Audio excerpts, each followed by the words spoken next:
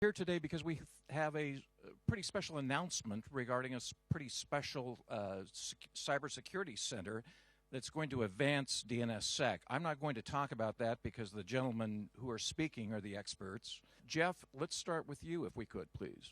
I'm Jeff Moss, the CSO of ICANN, and ICANN, in one of its many roles, is tasked with ensuring the security, stability, and reliability of the Internet's unique identifiers.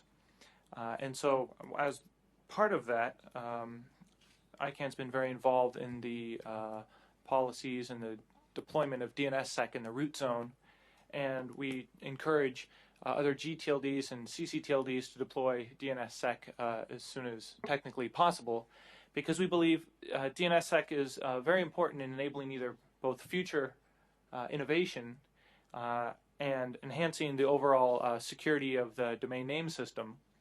And as part of that, basically at the beginning of the year, we had about 0 zones signed. Just last month, we had about 70 zones signed.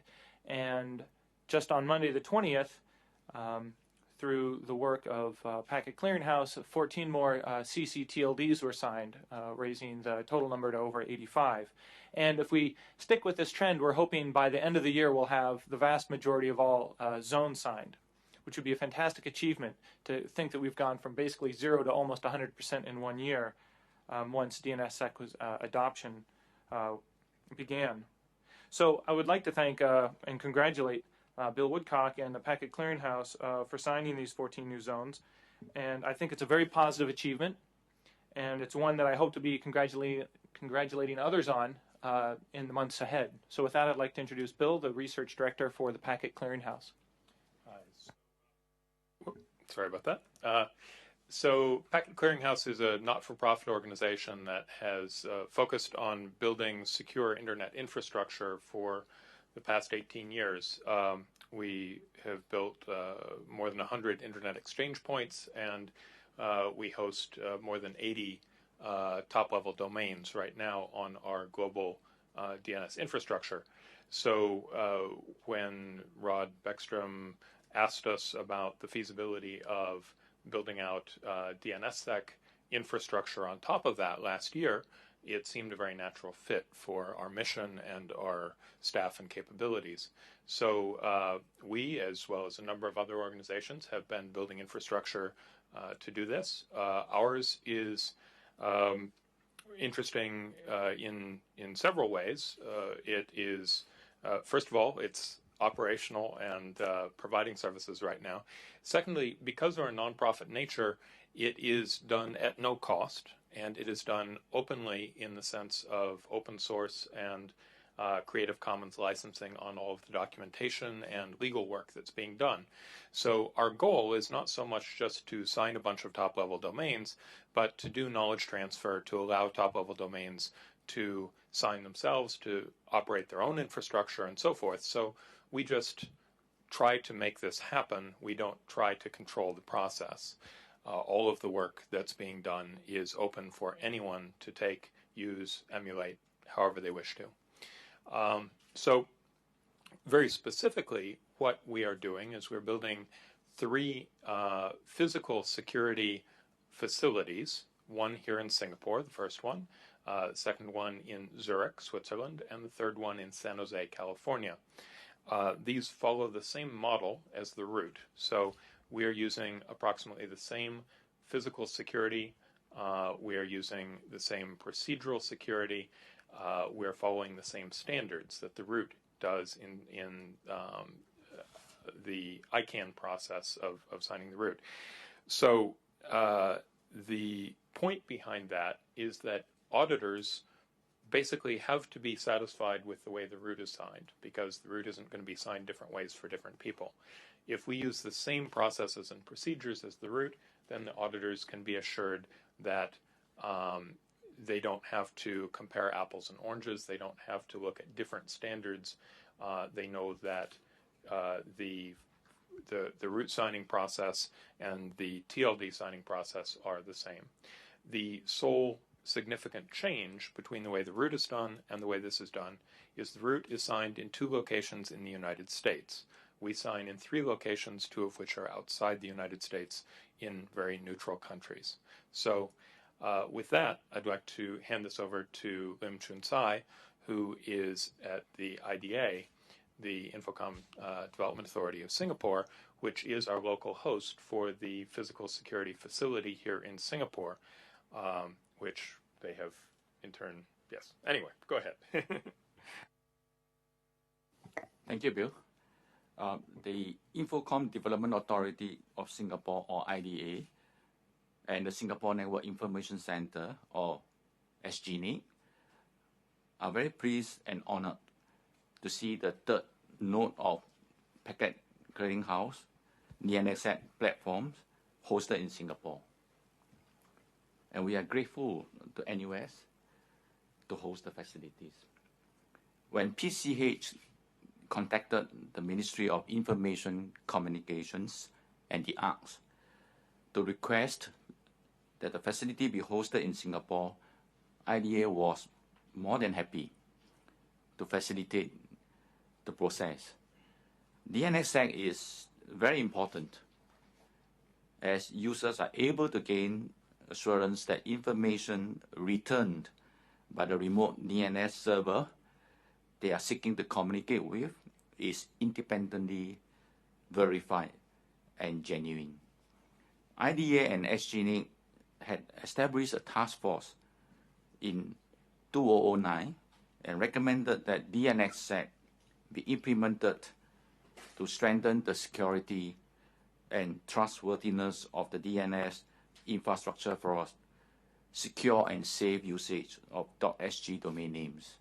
Singapore is already gearing up to be ready for DNSSEC implementations in a number of areas, which will not only assure the internet communities of Singapore's commitment to curb the abuses of DNS, but also instill confidence among the industry and the public that .sg domain names are secure and trusted. Today, we are happy to see the establishments of the facilities at NUS, which will assist other countries to secure their DNS infrastructure. Singapore is committed to the security and well-being of the internet, and we look forward to exchanges with the internet communities in other possible ways to do so. Thank you, and I would like next to introduce Tommy Hall. Tommy is the director of NUS Computer Center. Thank you. Thank you, Chun Sing. First of all, I'd like to thank IDA for approaching NUS for the hosting for this facility. I think NUS being the birthplace of the internet in Singapore, we provide neutral ground in terms of business as well as politically for hosting such facility. And we are very pleased to be able to contribute our expertise and working with the agency and multi-party partners to develop these cyber security infrastructures. I guess more importantly is that today when we serve the internet and we're supporting so many billions of users, one of the concerns is always about the offensive, the genuinity of the websites and all this.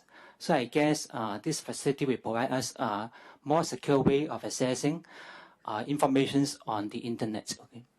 And of course, the physical security for the access to the facility is important, and that's one of the areas that we hope we can contribute to this great initiative, and we can help with every one of the institutions and organizations in terms of the securing the information on the internet. Okay, thank you very much. With that, maybe I can hand over to Marcel, who is the manager of the special operations in Switch. Thank you. Thank you very much, Tommy. Actually, for me, it's very easy to say that we are very delighted and very honored by Packet Clearinghouse decision to host a signing key server at Switch in Switzerland, in Zurich actually. And that you all probably all know that Switzerland is a quite stable and well-connected country. So we will do our best to meet your stringent requirements. And all I can do is thank you very much again, and all the best for your company and for all the project you will do in the future. And with that, I would like to hand over to James Kalaba from Tanzania. Yeah, thank you very much. Perhaps I would like also to introduce the .tz registry, as it is very new to you, and this will be an opportunity to be known. So the Tanzania Network Information Center, the TZNIC, was established back in the year 2006 and incorporated in Tanzania, is a non-for-profit entity. So its role basically is to do the management and administration of the .tz domains and its associated secondary level domains. So the founding members of this entity was the Tanzania Communications Regulatory Authority and the Internet community through their association, which is known as Tanzania Internet Service Providers Association, TISPA. So the center, when became operational in August 2009, it proceeded with or continued with its objectives, and in April 2010, the center, after accomplishing a non-contested redelegation process, was designated by the ICANN as both administrative and technical contact for the .tz country code top level domain. So TZNIC, as I have said, is to promote the utilization and of .tz domain names, protect registrars' interests, and ensure affordability and security of domain names for unique identity of Tanzanians in the cyberspace. So the center has just finalized its first ever strategic plan, which is due to start on 1st July this year, and in which DNSEC has been given priority on its implementation. So the strategic plan is of this kind, and it will be operational on 1st July. So perhaps recalling from the original design of the Internet, as we all know, originally the Internet was designed without much security considerations, and instead it was designed to be a scalable distributed system. So the design has been successfully operational. We don't complain about that. But until recently, when the DNS-related vulnerabilities were detected and exploited to somehow, these vulnerabilities has forced the innovators to think about security. So that's why the current global agenda has been for CCTLDs, domain names, to be secured on the Internet, need to be or to implement DNSSEC chain trust platforms. And of course, because of .tz is among the DNS hierarchy, it will never be accepted from that. So coming to the relationship between TZNIC and the PCH, what I should say about that is that there is a service, the Ncast service provided by PCH is being enjoyed by .tz. So TZNIC is part of that service. So in doing that, the DNS service of TLD, the .tz, and their secondary or second level domains, about 7 of them, are all being served with PCH. So in reality, the .tz is available or has the presence in more than 30 locations globally. So to us, that is a good thing from PCH. And on the DNSSEC deployment using the PCH platform, what we should say is that we all know that the DNSSEC implementation predicts a lot of challenge. That is obvious, including the cost of deploying and the management of the keys. We are saying so because in the event of trust leakage, what could happen is that the key management predicts security risks, as key are sometimes uncertainly secured, seldomly changed, or shared among users. So in addition, you can say that data can be made inaccessible, or in the worst case, of course, can be permanently irrevocable or retrievable if the key is lost or damaged. This is the obvious thing, but we are not afraid of those because the solutions are there. I myself witnessed the Monday's key ceremony last Monday, and how the secure process of creating and storing the Tanzanian keys was very strict. But that I say, again, it remains all vested in human trust.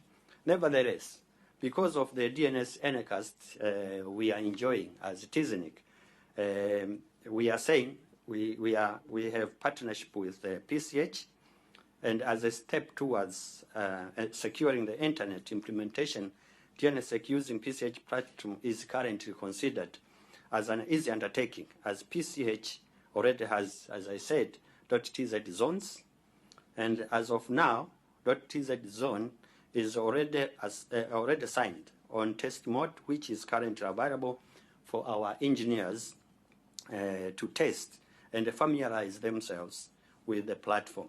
So it is therefore important that TZNIC grabs the expertise through this knowledge and gain knowledge through this good arrangement, and which is tailor-made by PCH. And we thank very much the PCH for deployment of this. And finally, perhaps I would mention and conclude by saying that our future plan is that we have chosen this for the learning purposes because of that good research process which is being conducted by PCH. But the full deployment and adoption of DNSSEC using PCH platform will, of course, depend on much on the results obtained from this testing, which is going on well, and the other political considerations as may be appropriate. With that, I thank you very much. Great. Thank you, gentlemen. First question is online. Jeff, for you, for the journalists who have not previously covered this arena of DNSSEC and its role in cybersecurity, is it an oversimplification to say that it eliminates, or does it simply minimize the chance that Internet users will be misdirected to a site that they didn't intend to go to? In other words, clarify DNSSEC and exactly what it's doing. When you query the domain name system to figure out from a host name to an IP address to resolve where you want to go, in the past that's all been done over UDP, mostly insecure protocol, with no cryptographic verification that the result you get is actually the result that's intended by the name system. So essentially with DNSSEC, what we're doing is we're moving to the majority of queries that come back will be over TCP. It'll be harder to spoof, not impossible, but harder. But the most critical component is that they'll be cryptographically signed. So you have much higher confidence. I'm not going to say it's 100% secure because that gets security people in trouble. But it is a much higher confidence that the answer you get is actually the answer that was intended. And that's a first. So it's an extra. If I can clarify for the person that wrote in, it's an extra level of assurance that you ended up where you wanted to go. Precisely. And the interesting thing with this, from my perspective, is that this is, I alluded a little bit earlier to innovation, this is going to allow people to do new things that they had not intended to, that had not been possible before. When you didn't necessarily trust the answer that got back to you, you would relate to the name system in one way. But as you have higher confidence in the answers you get back, you may now start relying on DNS for more. And I think we already see people writing articles and talking about what other new innovations are possible. And that's the part that's really exciting for me, the transformation of the way we interact. I think anytime there's an increase in the level of law and order, the level of assurance in a system, you find new uses and people become comfortable relying more upon the internet or upon any substrate for things like commerce and banking and so forth. And I think this has been one of the weak points of the internet over the past 10 years is that there's have been continuous upgrades and security flaws, and it's been this cat and mouse game in the whole banking and online commerce sector. And so finally having a protocol that is not really subject to these kinds of half-measure back and forth, is really a huge step forward. And Bill, while your mic is on there, can you explain in very lay terms exactly how the opening of the Singapore Center will advance that layer of security, will advance that DNSSEC movement? So in the past, before DNSSEC, the answers found in the domain name system were simply assertions. Someone said that the answer was this. But you weren't able to tell who made that assertion. Theoretically, the right person did, but if the wrong person had made that assertion, you as an end user would have no way of knowing that. And so this opened the door to a number of kinds of attacks, DNS spoofing attacks, that were often used in compromising people's banking credentials and, credit card fraud and these kinds of things. So what DNSSEC adds is a cryptographic signature that allows the user to know that the person making the assertion is the person who is authorized to do so, that it is your bank telling you where to find your bank's website, not a random Eastern European cyber criminal or something. So specifically what this facility is a hardened physical facility with 5 layers of physical security surrounding a set of cryptographic keys that are being held on behalf of, at this point, 14 CCTLDs, but presumably many more as we go forward in the year. So responsibility for the cryptographic security and the physical security is divided into 2 non-overlapping groups of people. For the physical security, 2 of 3 people must be there to unlock the safes, the doors, and provide physical access to the facility in order to use it. In order to use the cryptographic functions to do key signing, depending on what the function is, either 5 or 3 of a group of 7 trusted parties must be present. So in the signing that we just did on Monday, 5 people, I think most of whom are here in the room with us today, joined us, each one with a share of a cryptographic key that was necessary to activate the equipment that does the key signing. So that, in as simple terms as I can, is what happened here on Monday. We used a physically secure device to generate cryptographic keys on behalf of Tanzania and 13 other countries to sign their CCTLDs, their country code top-level domains.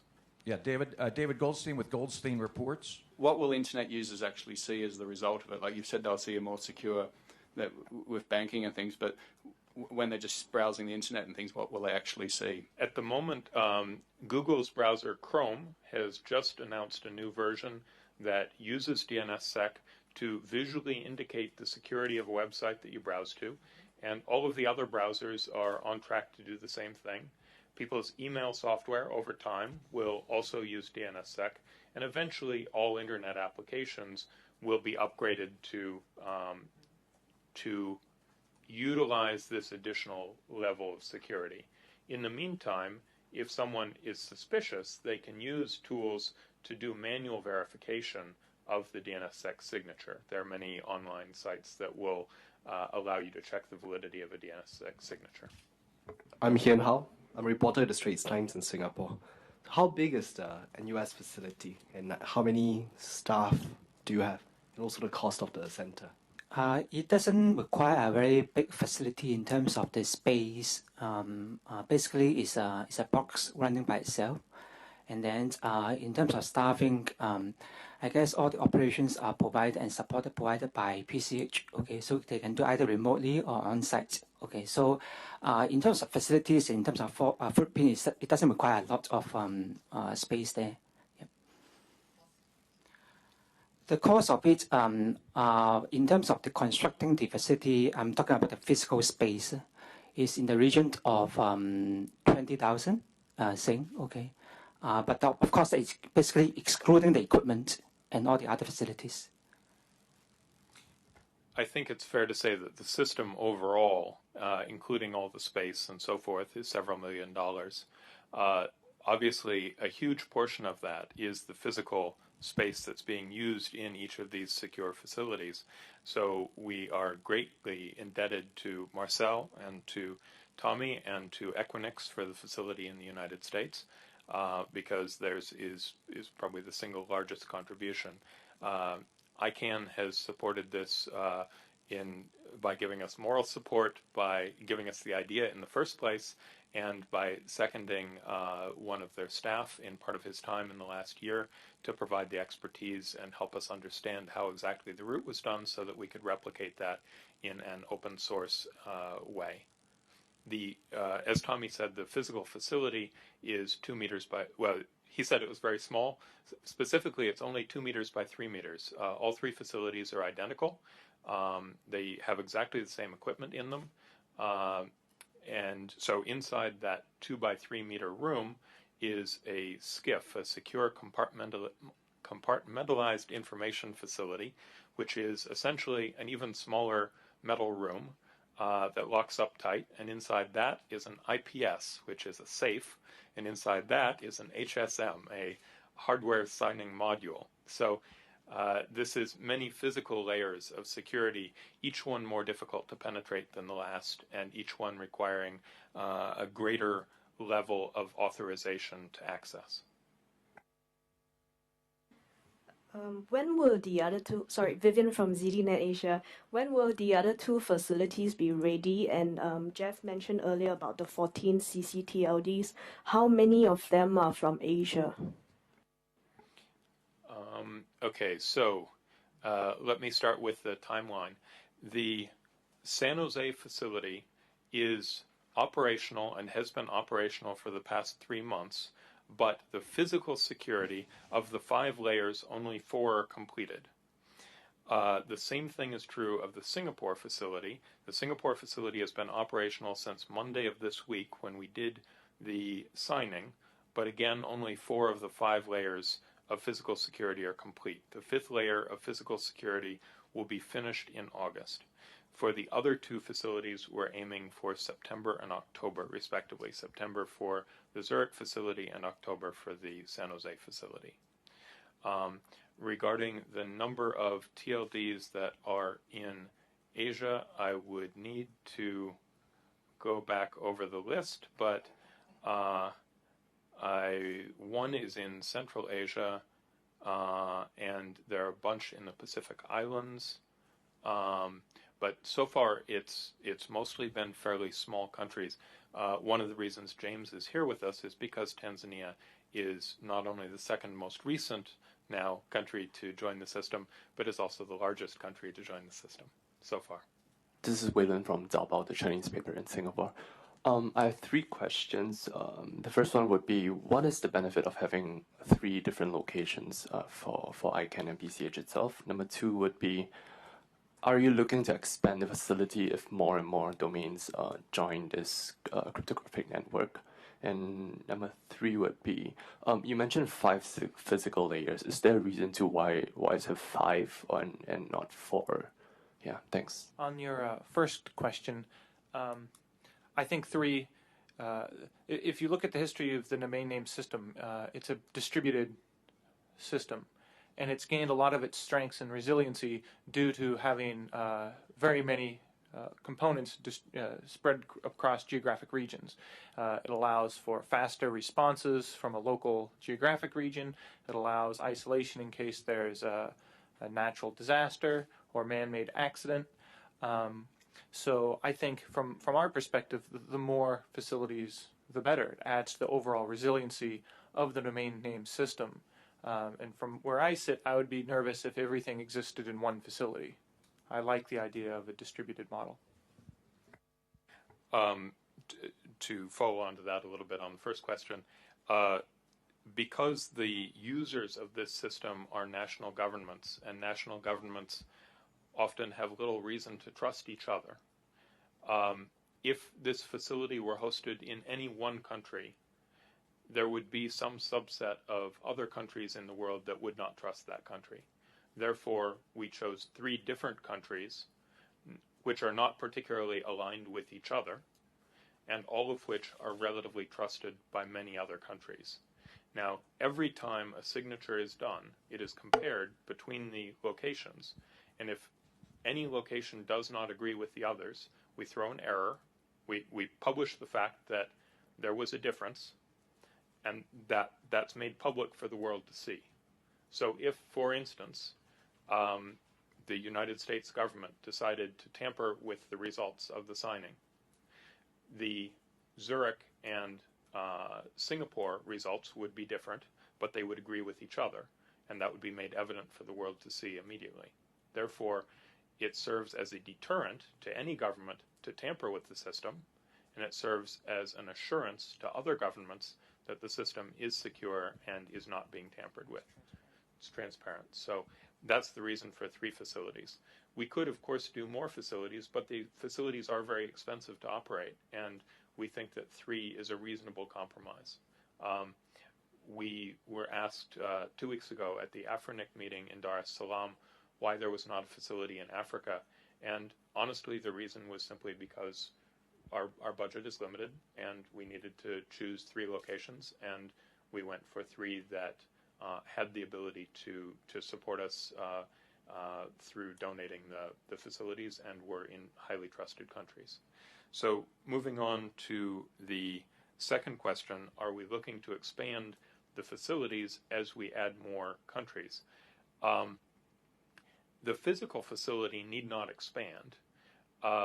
Another very minor difference between the root and our system is that although we are using the same HSM, the same hardware signing module, we're using a faster version of it.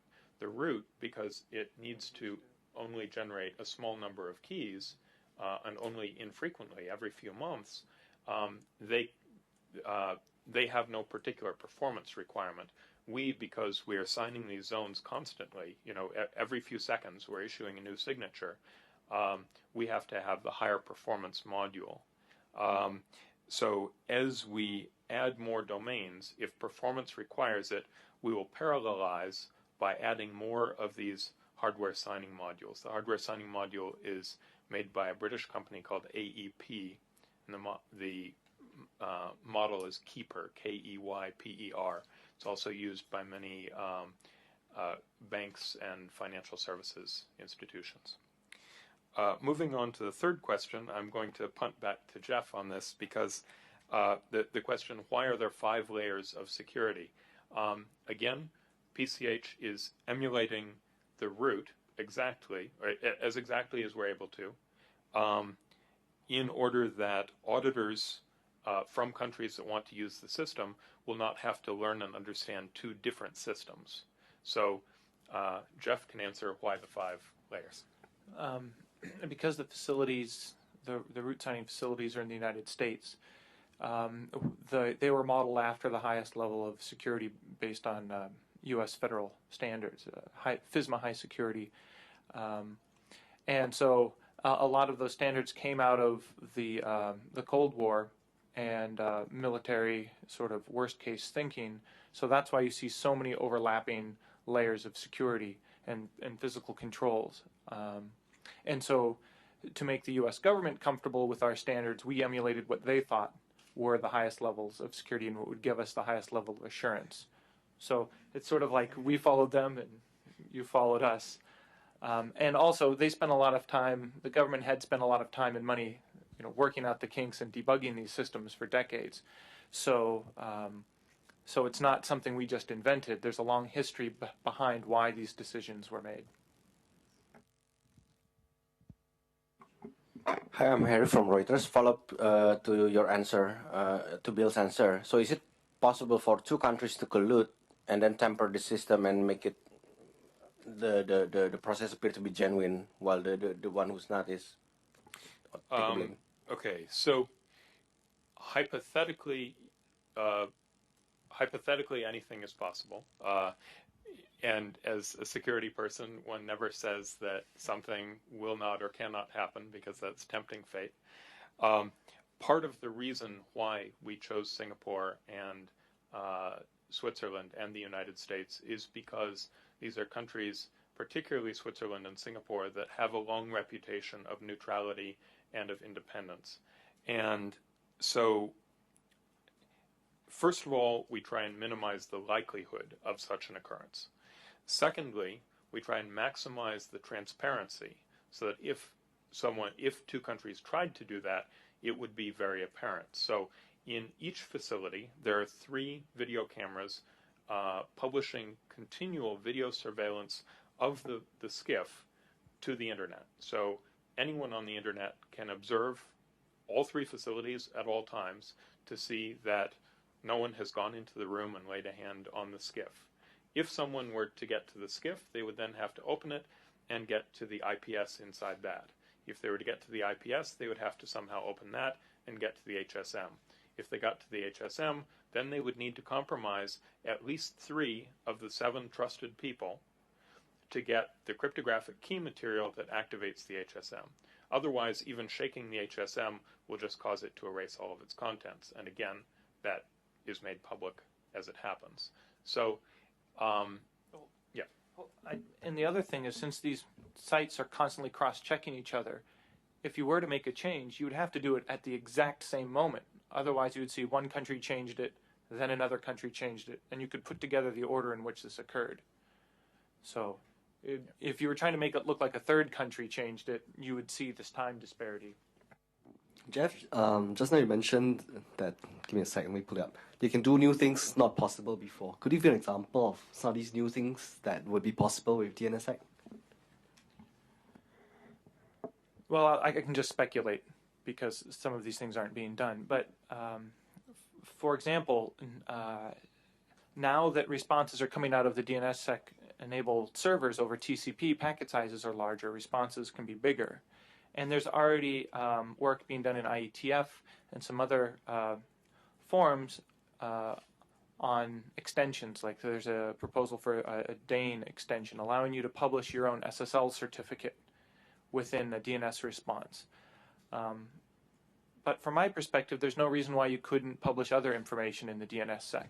So right now you ask a question who is, QQ in China, and you get an IP address back. But there's no reason why you couldn't ask for a recipe for a dinner and get that answer back, or ask for a photograph of a cat and get that back. There's a lot of data that you could store potentially, and I think we're at the very beginning of this innovation, and I think the domain name system will be doing many things it was not really intended to do a decade from now. And from my standpoint, that changes the risk model, because all of our models were designed on IP addresses, but yet now it will be doing more. And I find that very fascinating. I think I would like to stress Jeff's response about DANE, that DANE is probably the single most important follow-on from DNSSEC. DNSSEC itself is a building block, and it provides a hugely useful increase in security of DNS lookups, right? Of getting answers to DNS queries. But beyond that, using it as a building block to enable a higher level of security for web transactions and for voice over IP. If you wanted to authenticate a phone call, there's no reason why you couldn't use DANE, and there is in fact a standards effort to apply to use these building blocks, DNSSEC, DANE on top of that, and then SIP on top of that to secure a SIP telephone call over the internet, a voice over IP telephone call. And I think what you'll find is that as these building blocks come into popular usage, the things at the top of that stack of blocks are impossible to guess at now. We look back 5 years ago or 10 years ago. And, many of the things that we take for granted in the internet now were not predicted yet then. So, it's very difficult now to look forward and say what will come of this fundamental building block. I always like to point out, imagine how much more business would be done, about how much more innovation, how about much more communication would occur if you could trust your email. If I could trust the email from my bank and not fear that it's a phishing attack, or I could communicate with my local government or my school, just imagine how much more people would have confidence. And so what we're seeing now with DNSSEC first and IPv6 next is the fundamental foundation of the internet is basically getting an upgrade. And we've been working toward this for more than a decade. And these next 10 years are going to be a very transformational time on the internet, because not only will you see DNSSEC and you'll see IPv6, there's some other work going on in routing, that a lot of the foundation's being built in cement now. It's not going to shift under our feet nearly as easy as it has been. And that will enable a whole new generation of applications and trust to do things I would never, in my right mind, do maybe today. But 10 years from now, absolutely. David Goldstein Report. Can you foresee any link between the announcement of the approval of the new GTLD program and any new GTLD possibilities and DNSSEC, or is that sort of a bit too pie in the sky, at least at this stage? I'll take the liberty of giving an answer, but really that's an ICANN question. Specifically, there is a document that ICANN has been working on for some time specifying the technical requirements for new GTLDs. And one of the technical requirements for new GTLDs is that I believe they at least have a plan for deploying DNSSEC in the short term. Just to follow up, though, will it change any possibilities of use? Like .tel, for instance, was a new way of doing a contact database, but would DNSSEC sort of change possibly a way of the idea, what a new GTLD might do, or you just can't tell for now? Well, there are certainly new GTLDs that have, as part of their business model, been counting on DNSSEC. For instance, there is a financial services TLD that will probably apply, that will have a very strong chain of trust all the way through from each bank to the end user using DNSSEC. So yes, that is integrated. It doesn't particularly have to do with our platform, which is CCTLD specific at the moment. I'd like to relay one question that we got online. Mr. Woodcock explained the country selection process, but Mr. Kilabuk, what does it mean to your country to be one of the first to make use of the new Singapore DNSSEC Center? Well, I might not have a right answer, but we in Tanzania always join innovations. We like innovations. And because the DNSSEC has been a global agenda, and we don't want to be left out. And as here Bill has put it, the selection of the countries to us, all the countries are verifying to us. So we don't have any problem with the selection, and you can join any country of the three. And as of now, the testing is ongoing, and we don't have any problem. So that's what I got to say. Gentlemen, thank you very much for your time.